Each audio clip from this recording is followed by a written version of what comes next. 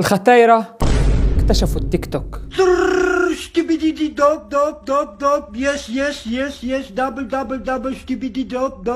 هلا حاج، بعيدا عن انك انت عم تقلدني لما انا فوت على جوجل وما اكون عارفان اسم الغنية، بنصحك تروح على دكتور الاسنان وتقول له معلم اقلع لي الضرس الاخير، لانه يعني مشان ما يحس حاله يتيم بتمي.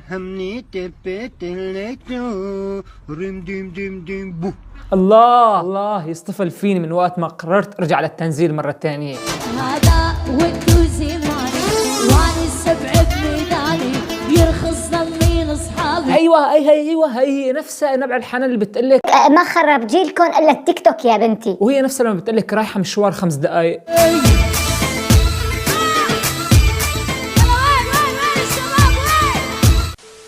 أيقنت أن الله يجبر خاطري.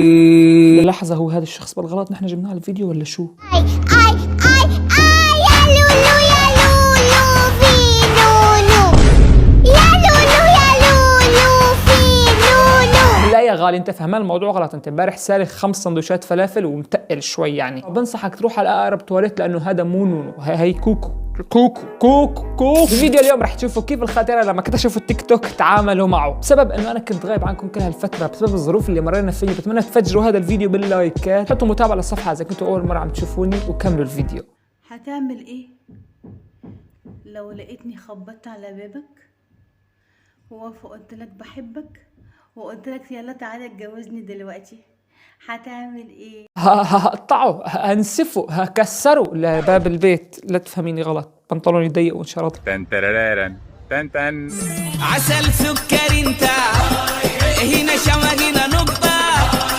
عسل سكر انت هنا شمع هنا نقطة.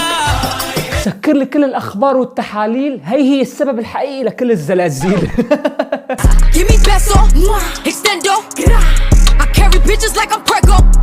هذا نفس الشخص اللي اذا بده يصلي ما بيصلي على كرسي لانه معه ديسك. بعد الصلاه ب5 دقائق على التيك توك. يراقبني بكسر حاره لين ادخل على ورعاني. بس لا شبتكم بالحكي، هذا الختيار احسن من الختيار تبع اول فيديو. هذاك عنده سن واحد، هذا عنده سنين. هرهرين اسنانه بتحديات التيك توك الشباب.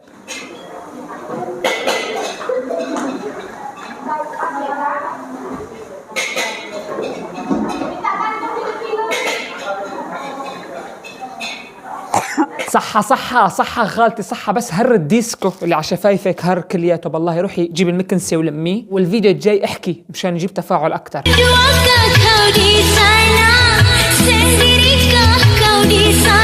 لا ما كان قصدي انا هيك يا حاج.